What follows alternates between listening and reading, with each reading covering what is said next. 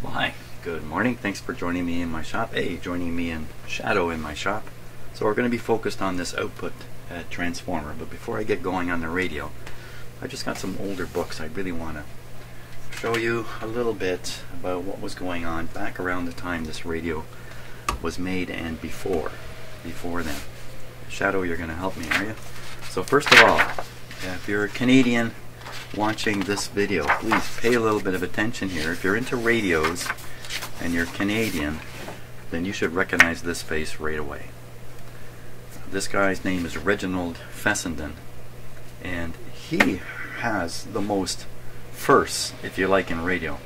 Not Marconi and not Tesla. It's this guy, Fessenden, an engineer who worked hard in the background. There's Marconi. This was taken in Cabot Tower, Signal Hill. I'll show you that in a second. There's Fessenden with some of his guys. There's Fessenden working with his Barretter invention. Note, disciplined layout of equipment. Hey, don't chew these books, man, okay? Some of these books, this one's not, but a couple of books here are pretty old. Like the one the cat's sitting on here, but I'll show you that in a minute there. Fessenden. Look at the apparatus he's got going here. So here's Fessenden's one of his labs. Note, wires strung everywhere compared to Fessenden's order list. Oh, whose is this? Okay, I don't know whose this is. It looks just as ordered as the other picture. And there it is, Signal Hill. It's the first transmission across the Atlantic was made from this building on the east coast of Canada over to Ireland or something like that. Okay, now, I just want to take a look, just a couple more things. We're going to be through this pretty quick. So, XWA, again, if you're Canadian, pay attention to this. XWA, the world's first scheduled radio station, is now CF in Montreal. Oh, come on, stop. Just chewed through my book here. Come on, don't do that. The cat doesn't. Because what I'm really trying to show you is what some of the transmitting stations looked like back when this radio was being used in 1929. These are all earlier though. Here's KDKA, 1920. So you see, this is about. That's what things looked like. Back to KDKA again. There's some studios. This is 1925. This is what's going on in 1925. So they're coming in. This is the big microphone here, I believe. And you can see everything's got to be collected around the microphone, including the speaker or the singer, whatever he's doing. Okay, so I think that's about it for here. There's another 1923. So we're not going to make it up to. Gives you some idea of what's going on. So this would be. What would this be? Look at the studios here. The number of people in them. There's a CNR radio operating room. 1932. So you know, this is kind of stuff that was going on in this studio. By 1929, this was a real going concern in almost all respects. And now a treat for those of you who have been doing the radio thing all your lives. You have probably seen this diagram a million times. It's just the signal reflection from the surface of the Earth off the ionosphere and back down. The thing I want to say about this is that the atmosphere is not this thick. If this is the curve of the Earth, this is pretty similar to like a school globe, this size they're showing here. If you want to model the atmosphere, you take a piece of cellophane, you take a piece of thin plastic, cellophane, stretch it over the top of your globe. That's how thick the atmosphere is. Now if you think about that, if that's true, this atmosphere is actually, and the ionosphere is actually, really, if you drew it properly, it's straight down along the surface of the Earth like this. There's no way you can draw these lines. This whole reflection thing just doesn't make sense. And so I put it to you, fellow radio people, that this is nothing more than misleading gibberish that we've been fed our entire lives. Something else must be going on with radio waves traveling around the Earth. They aren't doing this bouncing thing. Okay, Is that true? I don't know. But I leave it to you. Put that in your thinking cap. Now, can you just step off here, Cat? This book I do not want you doing anything with. This book is from 1923. This is one of my most favored books. Gernsbach's wireless course. Oh, this page has come loose now. 1923. There it is. It's a 12th edition. In 1923, there were already 12 editions of this book. Got all kinds of cool stuff in it. I wanted to show you this picture.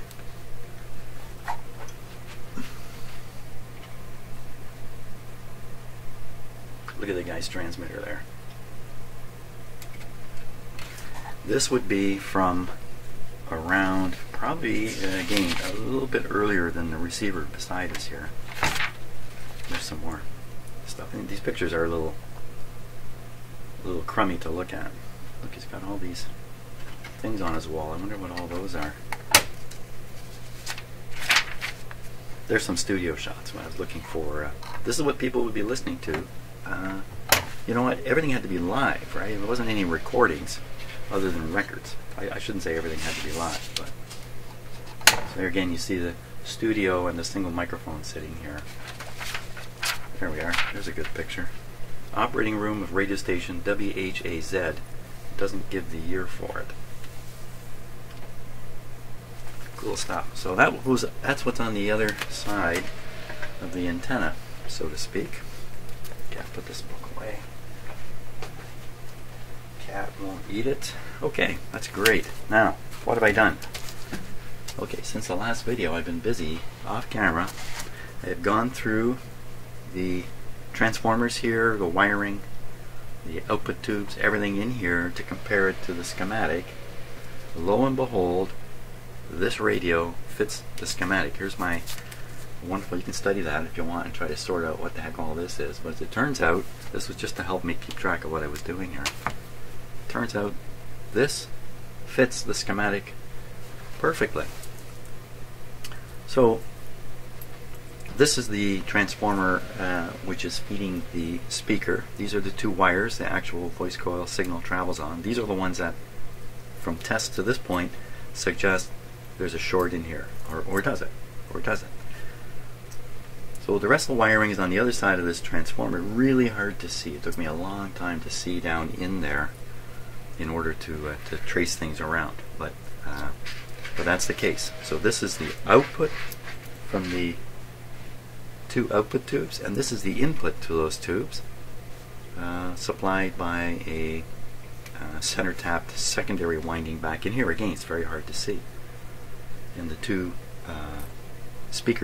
the two output tubes are down right down here. It's all clumped together so the wires can make it to where they have to go, straight from the windings of the transformers, if you understand what I mean. So this is all done exactly as intended. Now I'm trying to remember what it is I've covered before. Now there's a capacitor up here. You can see it, a metal capacitor. This has got to be a replacement for the original one. I suspect the original one was a much larger piece. I can see 4 holes here, much larger metal can strapped in here, and that went out and in came this. So again, it's all wired up properly. This capacitor is a 3-section capacitor. Here's a cat about to have a bad accident. Yeah. Hey, come on. No, you know what? Trying to take it down from up there is scary too. That's your problem to get down, cat. Not my problem. If we hear some crashing sounds in that shortly, we'll know what it is.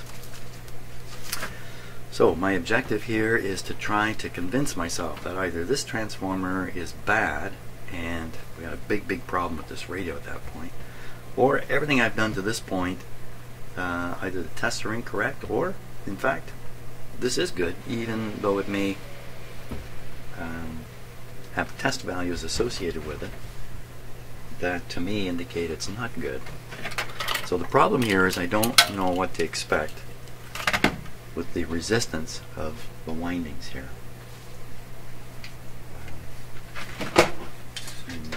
In a more modern radio, there'd be no No surprises here. The output impedance of this transformer would be 8 ohms. On one this old, there's a little bit of copper right there. Exposed copper. One this old, I just don't know. I don't know if anything was standardized, or because the fact is I'm reading around a little under an ohm here, and on the voice coil I'm reading similarly right around an ohm. It's making me think both these things are shorted out, but that's a funny coincidence, isn't it? Now there's no copper here, so I can't get at it except the other end of this wire. It's really hard to get at.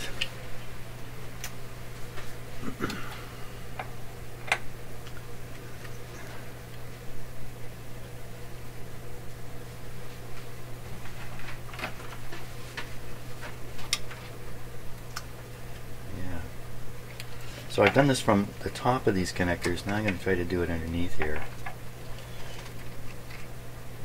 Just again, just so I'm doing it different ways with different instruments, trying my best to convince myself that this transformer is actually okay. There's a chance the speaker I was using in the test was bogus. That little speaker I was using.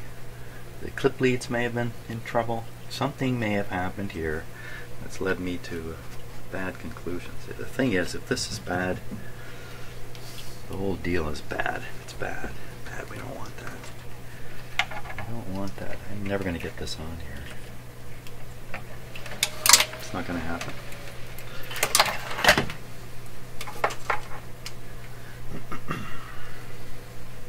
Where's my other meter?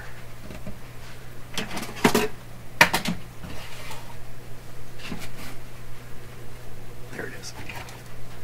I'm losing sight of things here. This isn't going to be much easier. How am I going to get down there?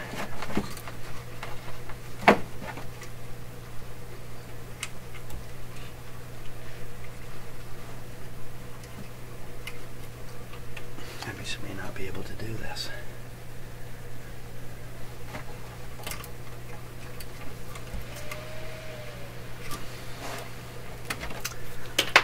Not happening with the clip leads.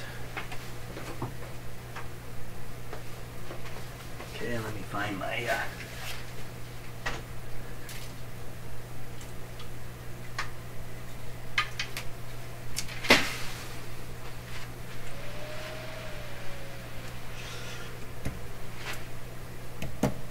test leads. Where are you, test leads? Okay, I got an idea here.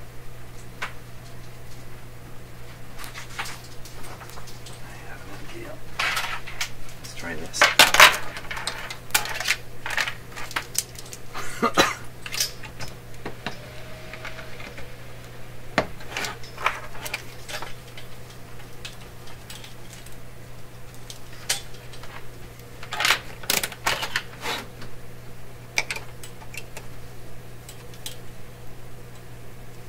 Good.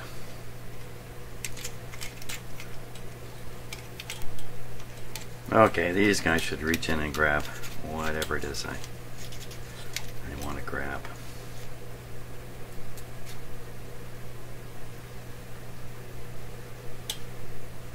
Look at that, eh?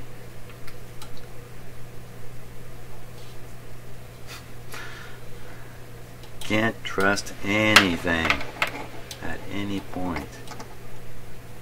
Son of a gun, eh? Look at that. How am I going to use this? Okay, despite what it looks like,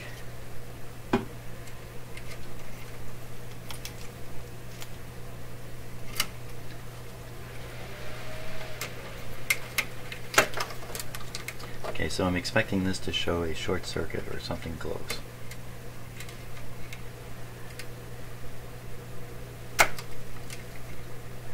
We can't rely on this at all. Hopeless case with these things.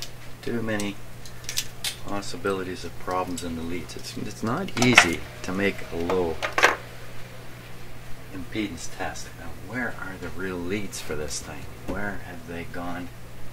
What did I do with them? I gotta hunt them down.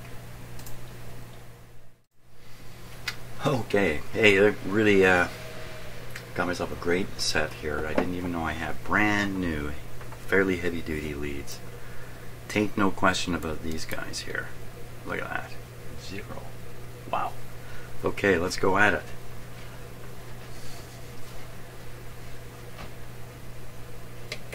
So this is just going to read the resistance. Wow, that's awfully convincing of a 0, isn't it? Let's go down to we're on the 200 volt scale, 200 ohm scale.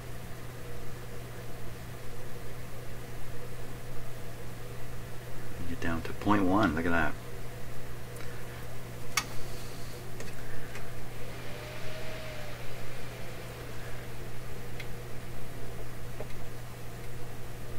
Okay. Nope. There we go. 0.3. You know, boy, that just doesn't. You're not going to get any closer to 0 than that kind of reading.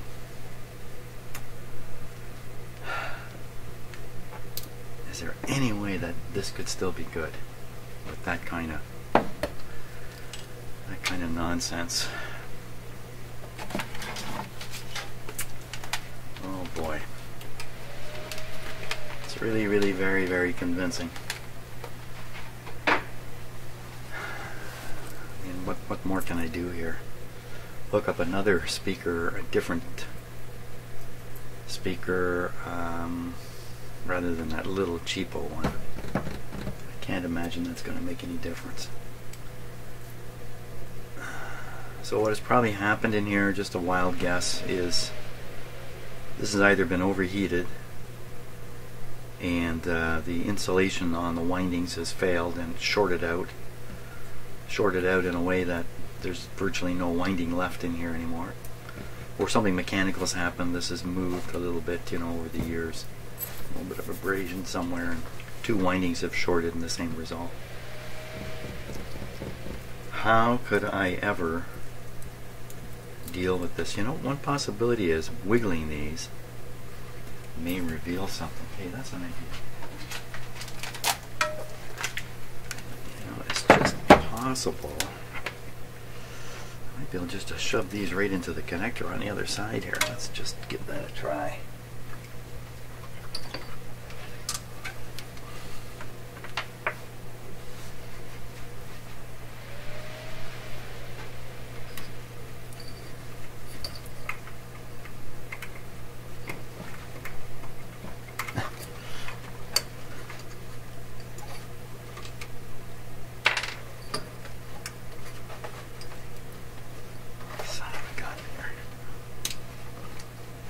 Hard to get your hand down there. Okay, so I'll try sticking these right into the speaker output. Oh, can't believe it. Appears to go right in. Look at that. Huh. Man, you don't get much better 0 than that.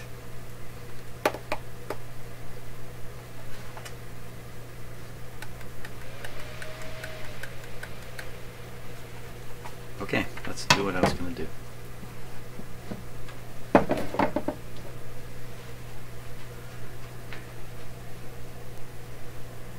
Okay.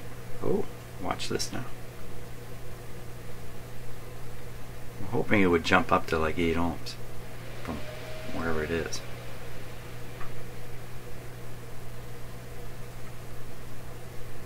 Let's try the other one here.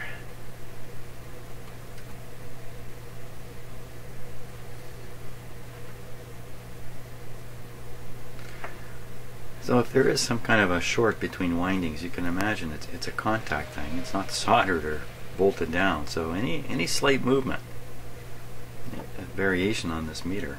I'm looking for a big jump here though.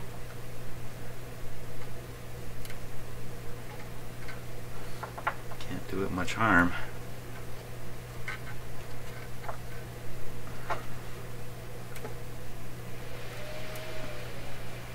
probably, you know, the start of the problem here could have been moving these wires from their original position down here, twisting them around. I think maybe somebody withdrew this from the radio and in doing that bent these wires all around, and that could have been enough to set up the failure in here.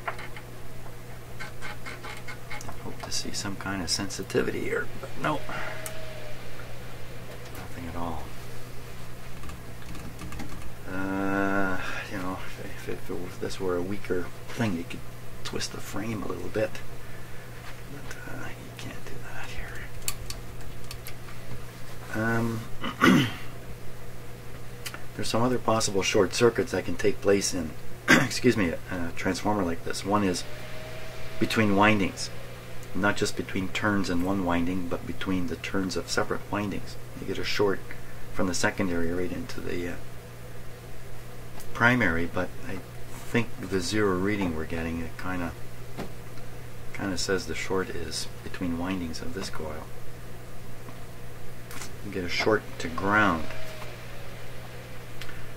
That a single short to ground probably wouldn't matter much, frankly, but let's see. A single short to ground.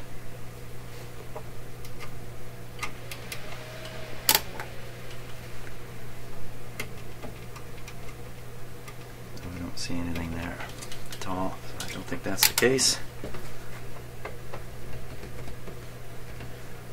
So really the only way to solve this is this guy's got to come out and another one go in. And the secondary side of any output transformer is probably going to be around 8 ohms. So the primary side has to match the radio here, has to match the needs of the output tube, which is looking for a certain kind of load, if you like, that the primary is providing to the output tubes. I'll put a different transformer in here, just grab one. I got a couple other old radios like this. I could probably find one of these. I'm going to go look, that's for sure. And what can we do in the meantime? Okay, so if this is short-circuited, this is not good for this radio.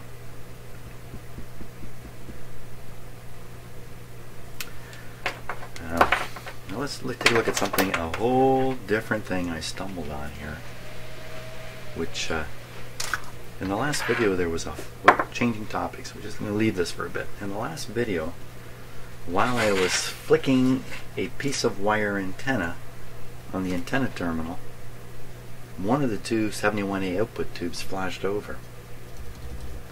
It was a really very, very unexpected thing.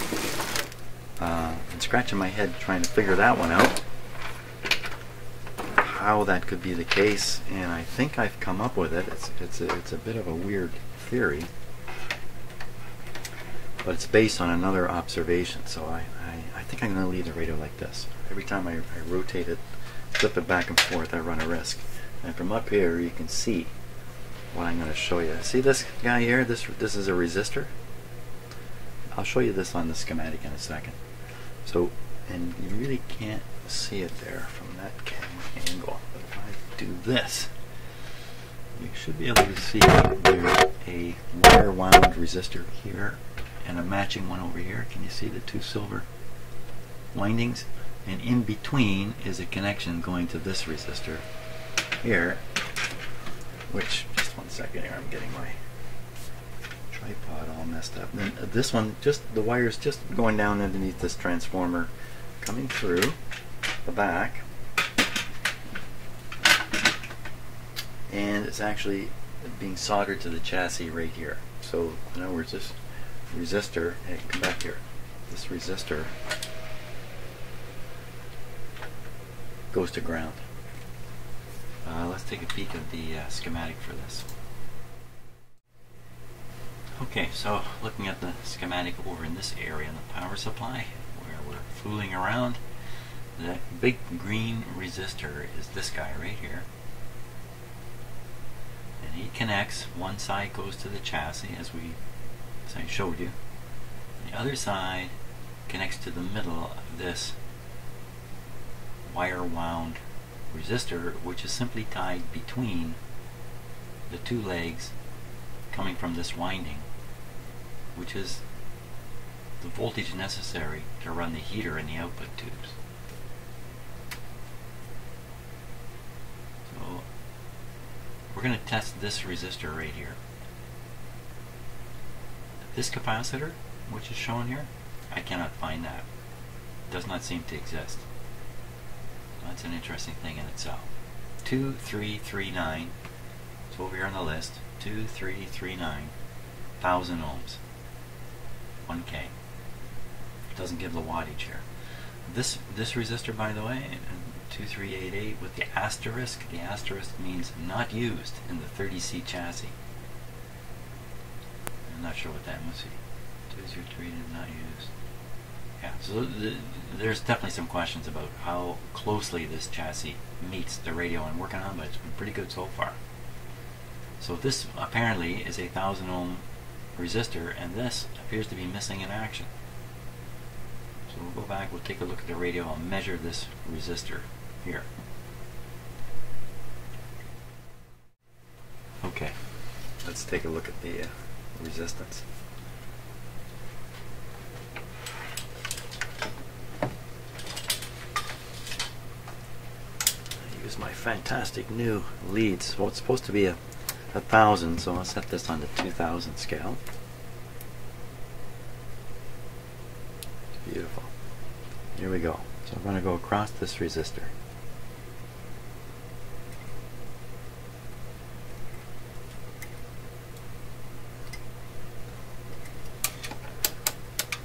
Has it gone way high? Oh yeah. Oh!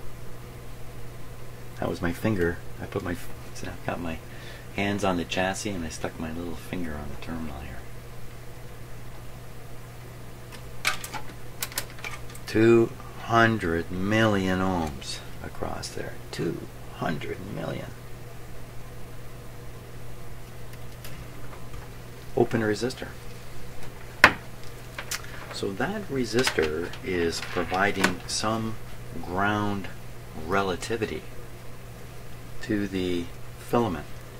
Now let's go back and look at the schematic again and hang on tight as I now go into my theory, which is mine but could easily be bull. Okay, so here's my bull theory. So high voltage circuits here, high voltage flying around inside this tube, high voltage between the heaters and the plate, high voltage being, I don't know, 150 volts. I haven't measured it. Maybe 200, maybe 200 in here, I don't know. So this element here, the heater, if you ignore these resistors and this open one for now, just pretend they weren't there, then this is a winding not connected to anything but the heaters. So the voltage of this component relative to other things in the radio is poorly defined. It's really no different than holding two batteries, just two ordinary flashlight batteries, and trying to read the voltage between them. Well, that's crazy. There is no voltage between them, unless you throw some wires in there and fool around a bit. So I think this fixes the relative voltage of the heaters to the chassis through these resistors. Gives it something to hang on to. Can I put it that way? Without this connection, the relative voltage here becomes undefined against these plates. Okay, now here we go. This is where my theory gets a little thin. So given the right circumstances, the appropriate impedances and reactances and resonances, you could, just as you can with a all ham radio guys know this, you have a resonant antenna, you can get very high voltages developed on a resonant antenna. It's the same deal happening in here. Same sort of deal. okay, yeah, I'm stretching my theory a little thin. But somehow an arc passed. I'm sure it was between the plate and the, well, I'm as sure as I can be, between the plate and the heater here. That's what we saw in that other video. I fiddled with a little bit of signal here. I was actually initiating a spark gap transmission by sparking the antenna. Inside the spark are multiple frequencies making up the noise that's created, just like a spark gap transmitter. In here are various resonant circuits which could resonate at one of those frequencies. You know, I don't know. And somehow, through all this, a very high voltage developed across the plate. It would have arced both tubes, but there must be a difference between them slightly. And one's going to go first, and once one arcs, the other one will be relieved of the pressure. So that's what I think happened here. Did it do any damage to the tube? Probably not. Wouldn't want to keep that going for long though. So I think I think it's really a symptom of this being open. So we're going to close this. I'm going to replace this. This may bring the output to life. This may make us realize that I'm totally wrong about this output transformer. However it tests, however it measures, doesn't matter. It's actually working.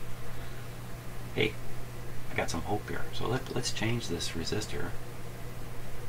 And you know, it's a high wattage resistor. At least the one that's in there is a high wattage resistor. There's no information here about the wattage. A high wattage resistor because it's carrying a fair bit of current. These are the wire wound ones. They're high wattage too. So all this stuff is ready to take a pretty hefty current. Let's let it do its thing. So I gotta find myself 1,000. I was gonna say 1,000 watt resistor. No, I don't quite need that. Okay, we're going to get rid of that resistor. This one.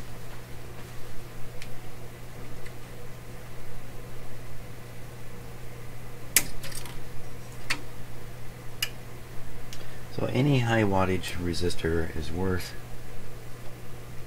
checking out. This whole piece here is loose. Yeah, you can see that good in the camera, can't you? So the rivet has given out a fair bit in there. Now, so how are these windings here connected to that rivet? And what happens when it's loose like that? And I'm going to be soldering it. There's something I can do to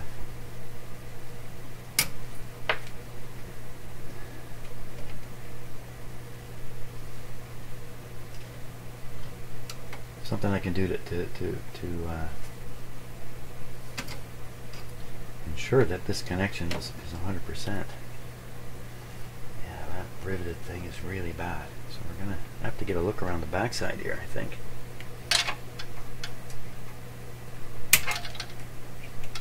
Look at that, I just pulled that wire off. Pulled it out of the solder. Okay, yeah, we gotta take a close look at this. Let's do that.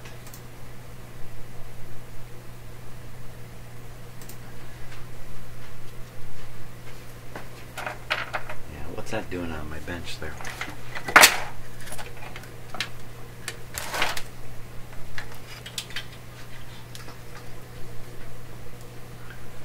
Okay, here it is.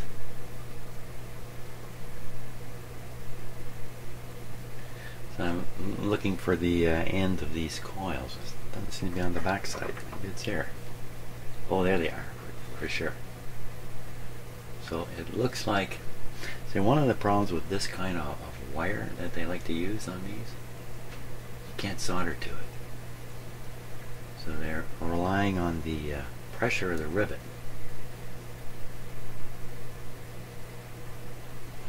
And then the rivet has come loose because of this.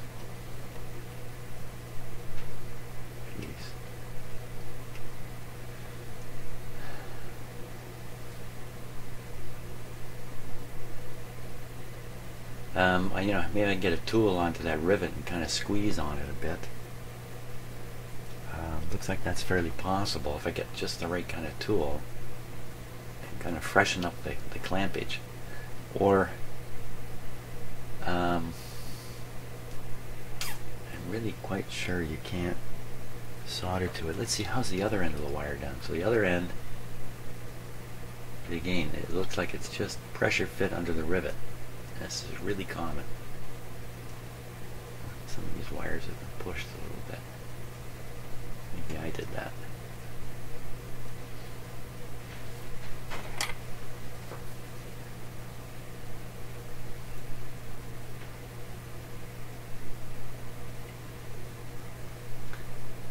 I'm watching myself in a camera view that's upside down and backwards. A lot of you should do this directly.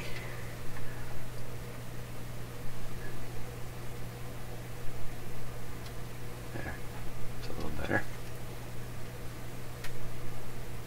One here that's pushed too. Now, I mean, if these short out, you know, one winding's not going to change much, but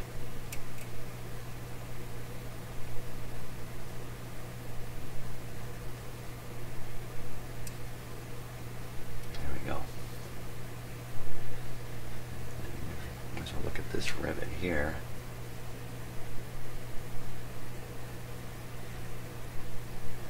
Well, you know, solder in the, I'm not going to worry about this first. I'm going to solder in the wire. I'll solder it onto this terminal, and then we'll make some measurements, and just maybe it's all good enough. If not, I might be able to get some solder between the rivet and this. Sorry, I can't work the camera here. I'm out of control. Get a little solder in there somewhere. As for clamping that down, wow. See, what's happened here is that this terminal's been worked a few times, you know, soldering stuff to it, grabbing it. I've worked it a bit, and it's simply pried up the rivet and loosened it. You know, in a world where things are 90 years old now, there's going to be bits of corrosion patina on all these pieces. Unless they made them of silver, or platinum, or gold. They don't look like silver, platinum, or gold. First step, do nothing except install this. I mean, I can certainly make this wire connection down here, no problem. And this guy would come up like that.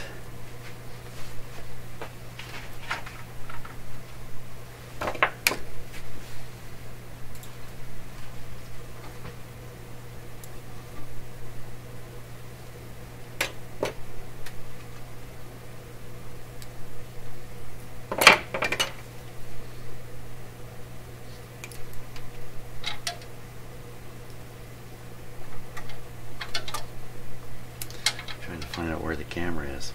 There it is.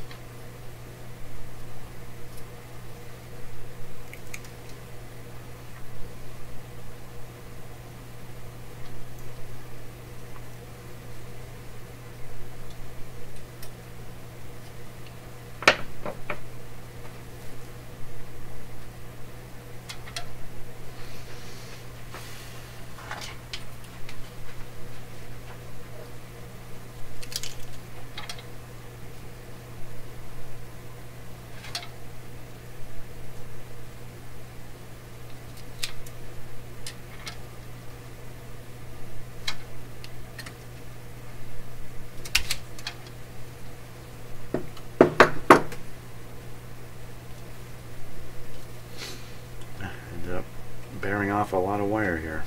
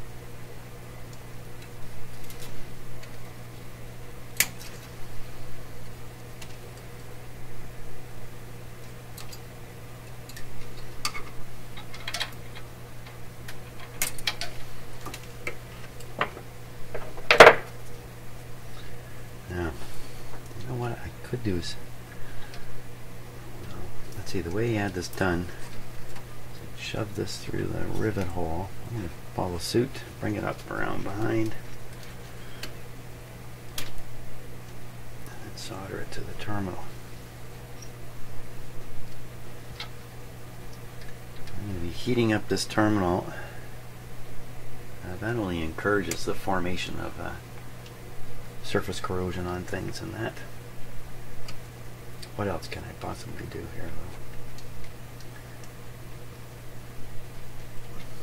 though? I'm not going to put it through the hole. Change my mind. I'm going to go straight on here.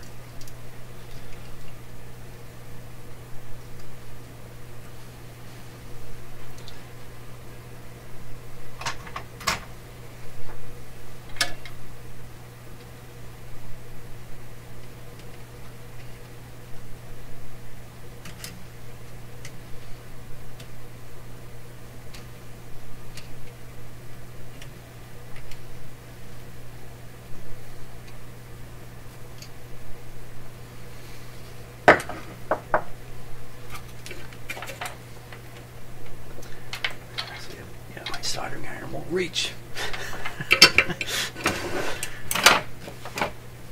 Son of a gun.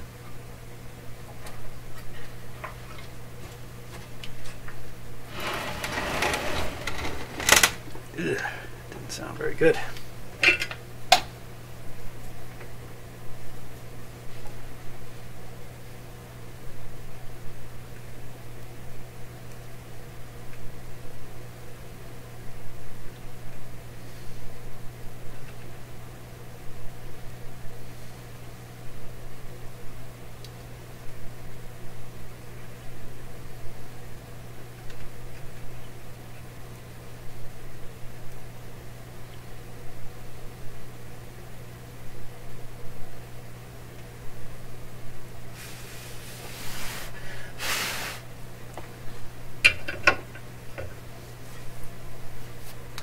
Wow, okay, is this going to fix the radio? I think this will stop that flashover problem.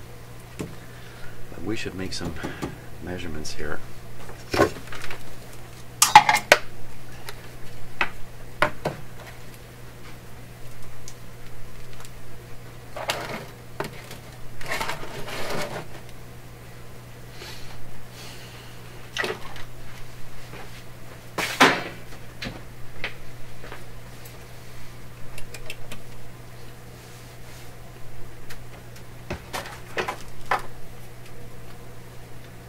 Okay, so 20K scale. First, the resistor I just put in. Probably makes more sense to test it ahead of time. So what do I see, 98 there?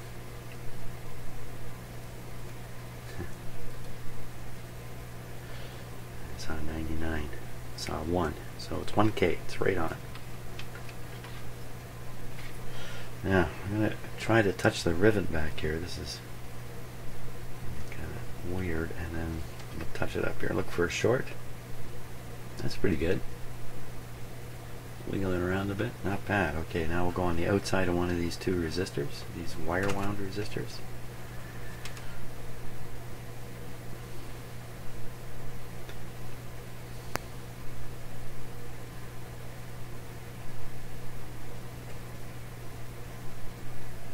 Pretty much showing a 0 there, right?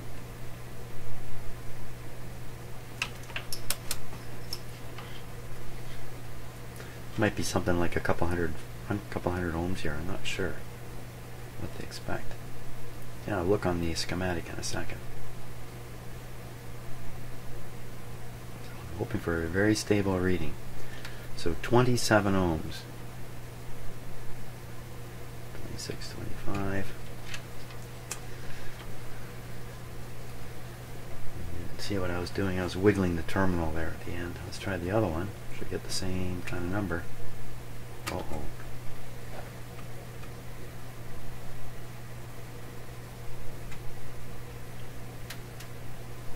Yeah, in their same range. 20, 19. So thing about squeezing that rivet down is I may actually have the opposite effect of what I want. That seems to be just jumping all over the place.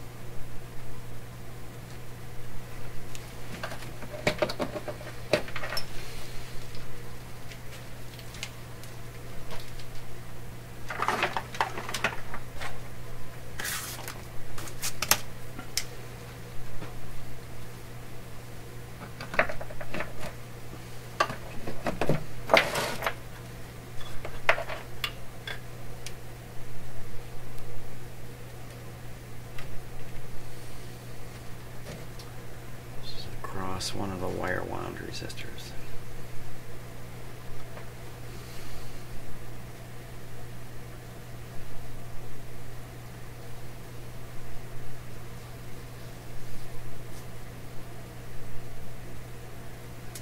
That should be giving me just one number and not doing any of this kind of stuff. Poof.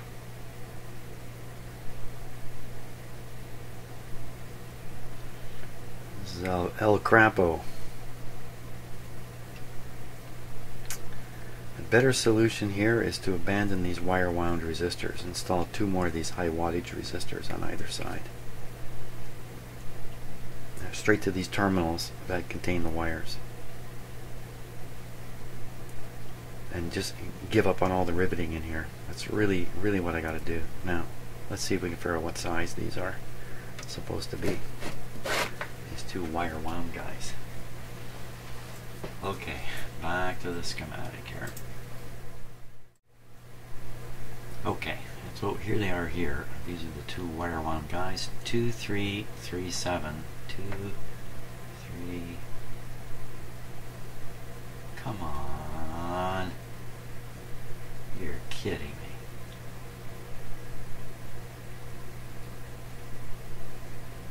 They didn't show me this. Come on.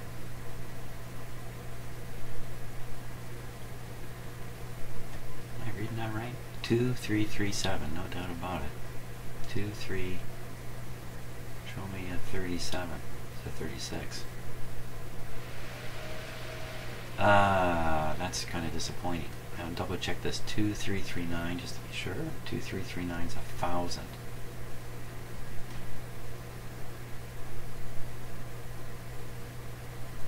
I'm going to have to try to measure these wire resistors and go from there.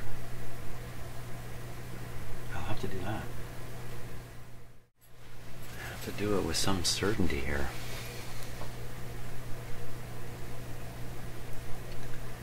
I almost literally have to touch the wires themselves. I think I do. Let's try that. Now, they're in a circuit. They're in a circuit connected. They're in a circuit connected to the winding of a transformer. If I'm reading here, the current's going through the winding. It's also going this through the resistive winding. It's also going back this way through the transformer, out the other side, through here. So when I read this, I'm reading this in parallel with this, which is in series with the winding inside. So the winding inside should be a fairly high resistance. These should be fairly low. So there's definitely a problem with what I'm doing here, measurement wise. Let's give it a go before I mean, eventually I'm going to have to release these wires here and abandon this arrangement. It's not coming back, I don't think. Maybe you can get special solder and stuff like that and deal with this that way. But okay, so I'm going to assume it's assuming you can see this. I'm going to guess it's under 200 ohms here. Here we go.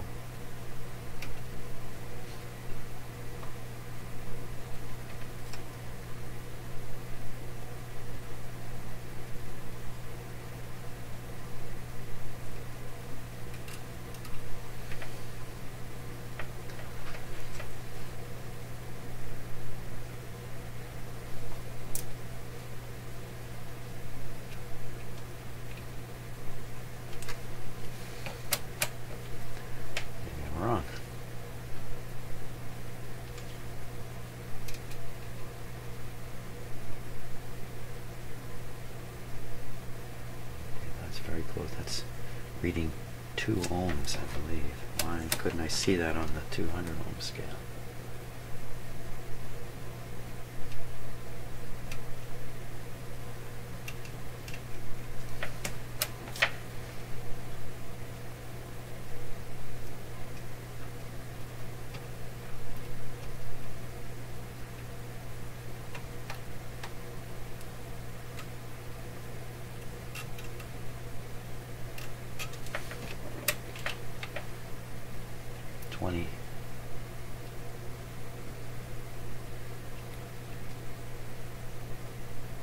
Definitely have some trouble making contacts here. At times it goes right down to almost nothing. Look at that. It's a virtual 0. Why not on the 200 scale? A more precise reading here. You see that? It was just under 200.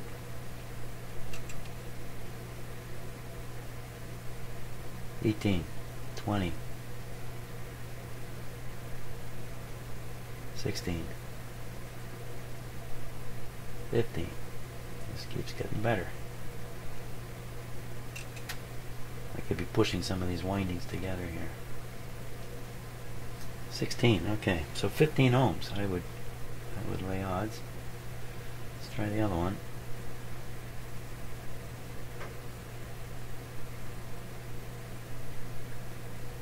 Look at that. 16.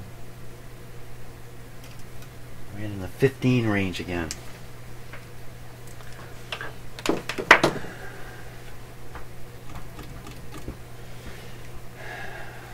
I can cut one of these free from the 2 rivets.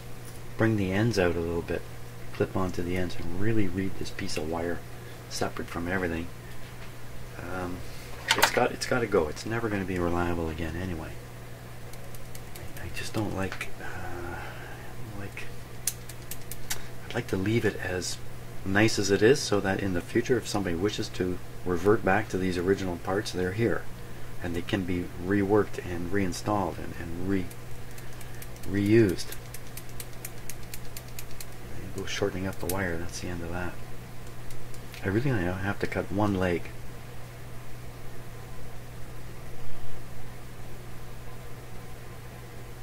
The outsides are in here.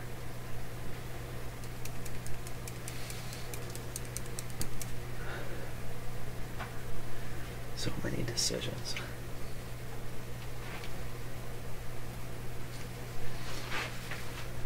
Too many decisions here.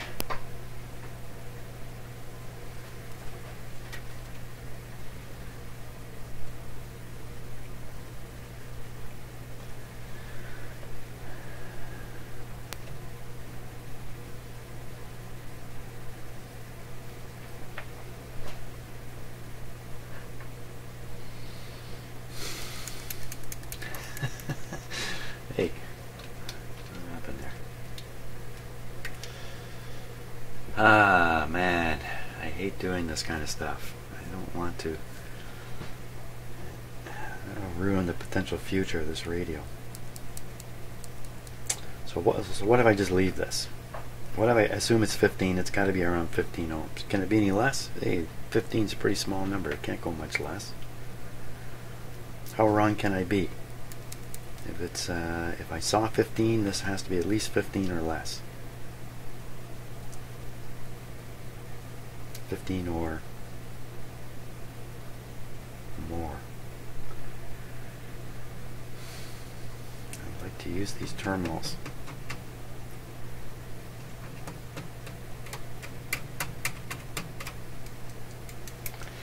I gotta cut it. So I'm gonna. Yeah. Get kind of mumbly at times, don't I? So we're gonna try to cut it up here on the inside.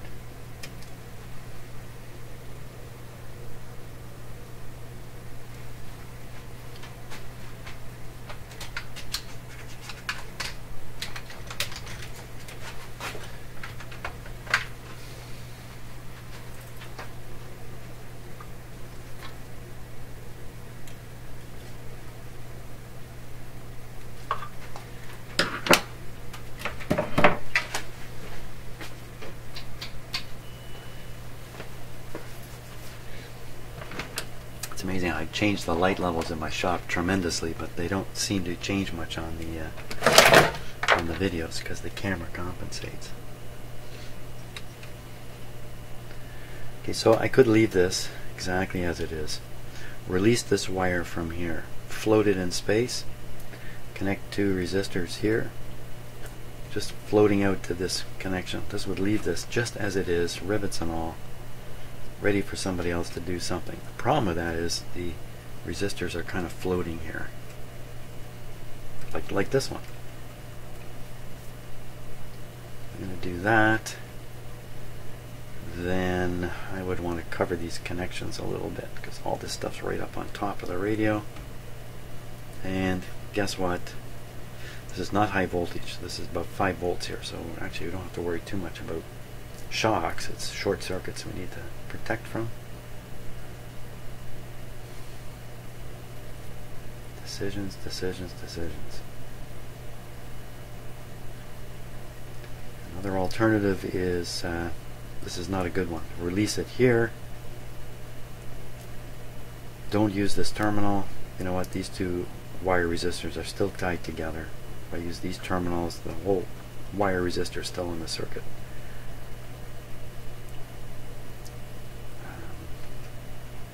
I think the thing to do is, you know, I could fix those resistors against this board. I could lay them in here. This one's loose, but I could lay the other ones in here.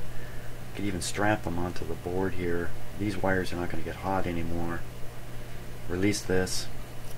That's how I'm going to do it. So now 15 ohm, 2 15 ohm resistors here. Again, it got to be high wattage. That's why they use the wired type resistor there. It's for wattage. Okay, alright, I'm going to rummage my bags of resistors again. Looking for 2 15s. Well, after a pretty thorough and pleasurable hunt through my little boxes of parts, I cannot find anything that's exactly going to work. So here's what I've got. I'm aiming for 15 ohms to replace the wired resistors over here. 2 15 ohms. So there's a 15 ohm one right there, but I only have one. So, but I do have a 10 and I do have a 20, but I only have one of each of these. You know, if I had two 20s, I would put in two 20s. Well, what I've got are two 5s, two 25s. But 25 is quite a bit more than 15. Would it really matter? Would it really matter? I don't completely understand what they're doing with this circuit. They're trying to find a ground point in the center of this supply to the filaments. They don't want to ground one leg or the other, so they've taken resistors from both legs of the transformer winding, the heater winding, tied to ground. You can't bring the two legs together. That's a dead short circuit. So you throw in some resistance, you go ahead and give up some power through these two resistors, through the two wire wound resistors. I should be able to calculate this. Then those two resistors then feed into one 1000 ohm resistor. So 15, 20, 25 doesn't make any difference in terms of a circuit with a 1000 ohm resistor in it. So I think I'm convincing myself to go ahead and put the two 25s in. The overall circuit resistance is hardly varying from 1000, whether you put in 25s, 20s, 10s. If you put in too low of a resistance here, you'll simply get too much current flooding through those resistors, essentially shorting out the heater line for the 71As. I think that's where this heater is going. This power is going. So reasoning this whole thing out, I don't think there's any problem with sticking two 25s in. That's my solution. Okay, so that's what we're going to do here. Two 25s. How about a little more light? tight on the deal. So that means lifting these wires.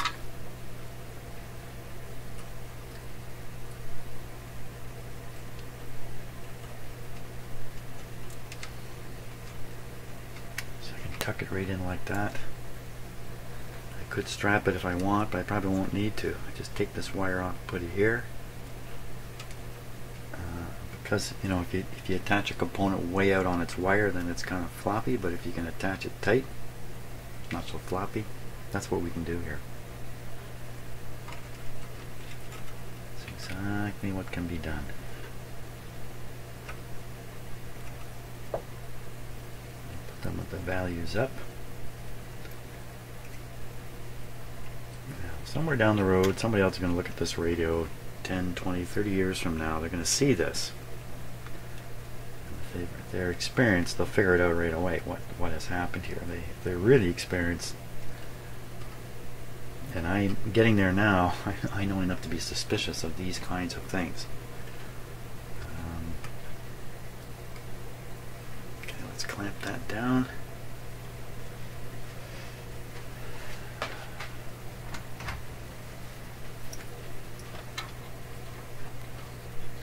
One of the things people have to do all through their lives is make decisions on insufficient information. We get forced into it. We either don't have time to find out what the what the full information is,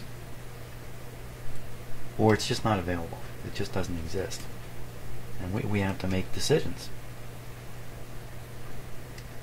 to move ahead in our lives.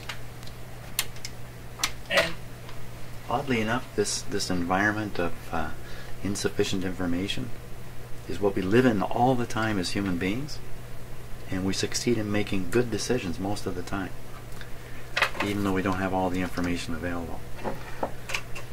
It's just another amazing things about human beings and what we do thoughtlessly every day.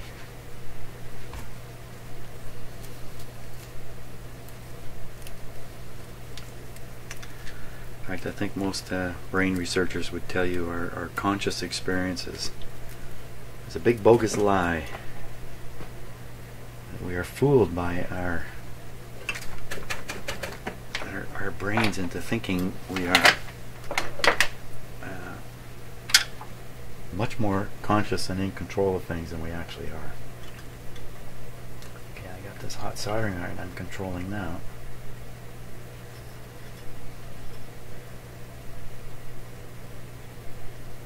Lots of solder on this guy.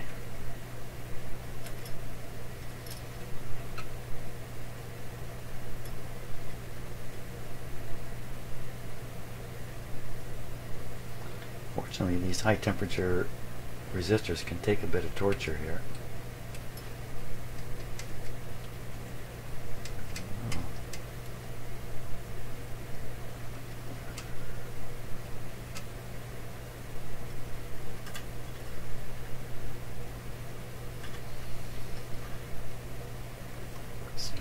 Into.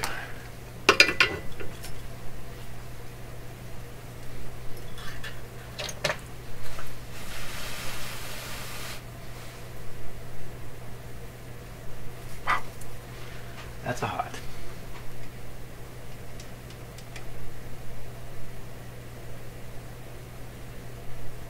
Looks good though. Okay, now we'll go on to this wire here. Let's see if I can desolder it here. Just pull it off.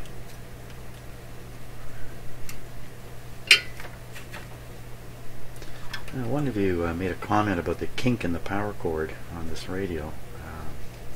I took a look at that. It's bad. There's a bad kink in the power cord. But from what I could see, the internal insulation on the power wire hasn't gone bad. But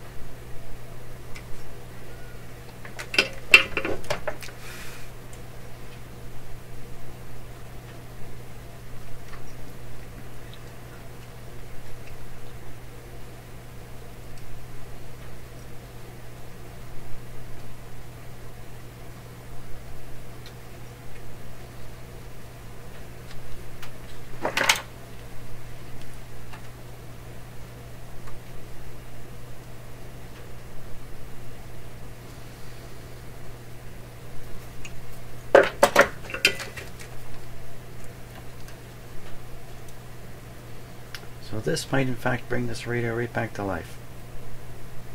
It's possible.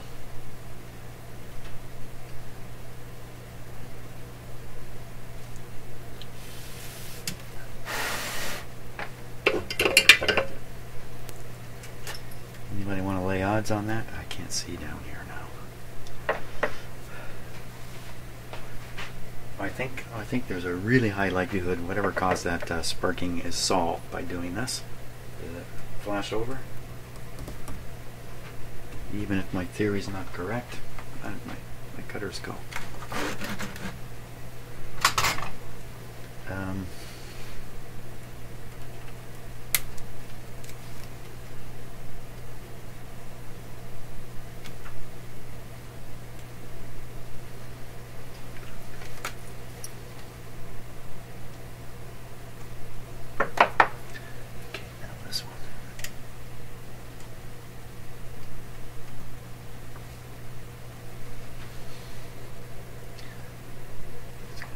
Red wire here.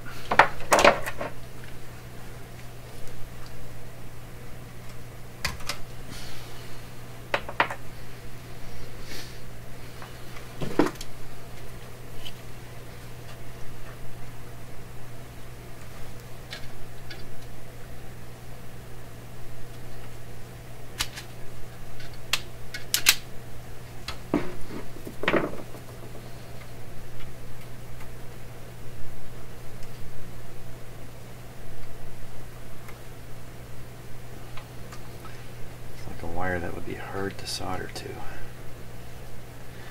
So I think a lot of these wires have rubber insulation, and the rubber can contain compounds that corrode the conductor, especially the plating on the surface. These are copper wires and they're plated with something.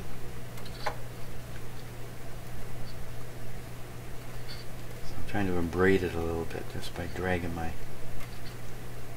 cutters across it. That's not doing very good. Where's my little tiddly bit of sandpaper here? Okay, a new bit.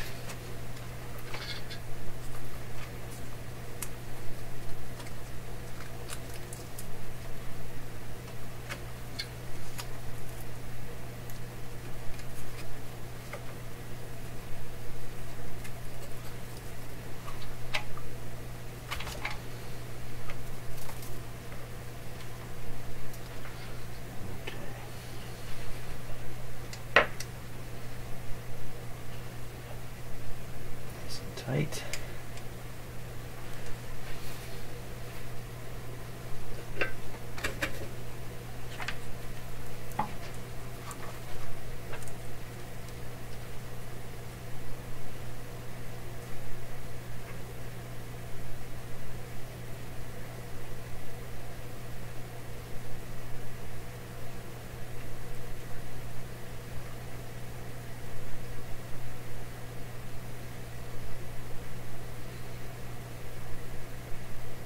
Okay, so if you're a Canadian, I mentioned the name of a Canadian radio experimenter who everybody in the world should know this guy's name, but certainly Canadians should. Can you remember that name?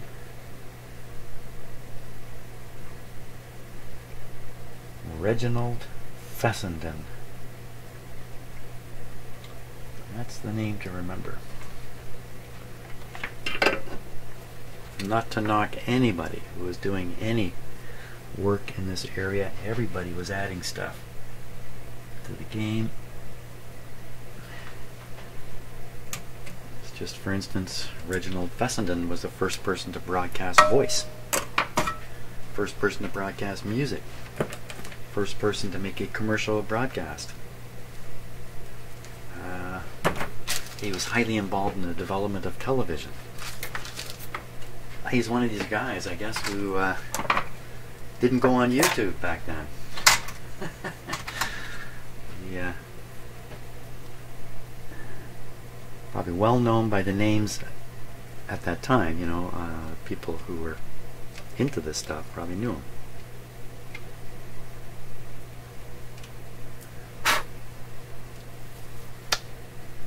Okay, so we're ready to try this radio again, but I don't dare do it on its side the way the radio is right now.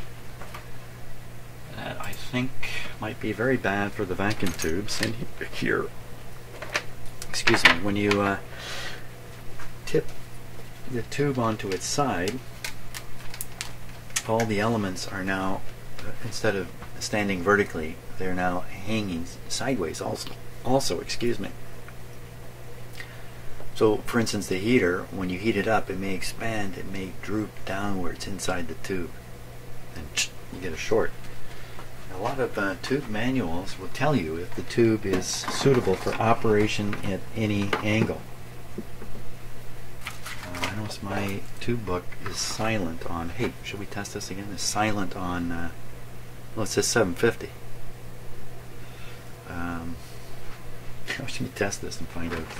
Test fine now that it's out. And I forgot what I was talking about. But usually that means it wasn't very important anyway. Let's check this. Watch this. This thing comes up and says 750. I will cry. Are you ready? Get my tears ready. Thank God it's no good. Oh, we're getting something up here. 40, 50 million ohms and jumping all over the place. So that's just some, now it's gone to zero. It's just some weirdness in there. What do you think's in here? It says Marsland. Marsland. This is from Mars.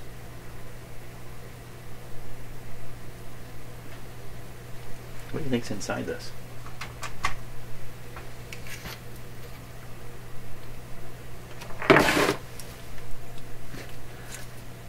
Something hard. That didn't crush it.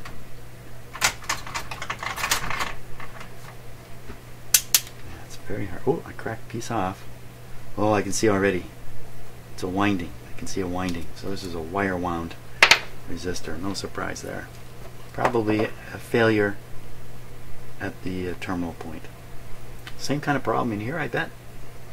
Trying to make this kind of wire connect to these kinds of wires, probably tricky. Maybe it even relies on a mechanical thing, just like they were doing with the radio. Yikes, come back here, don't tip over like that. Now, tipping this back.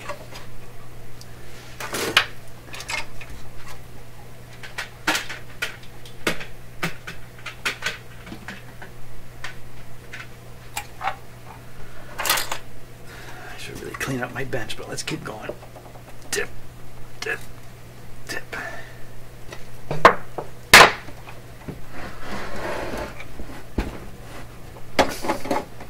Ouch, ouch, ouch. That's not the best, but there we go.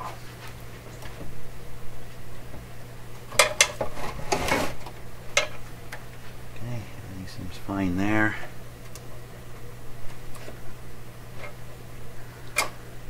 Good.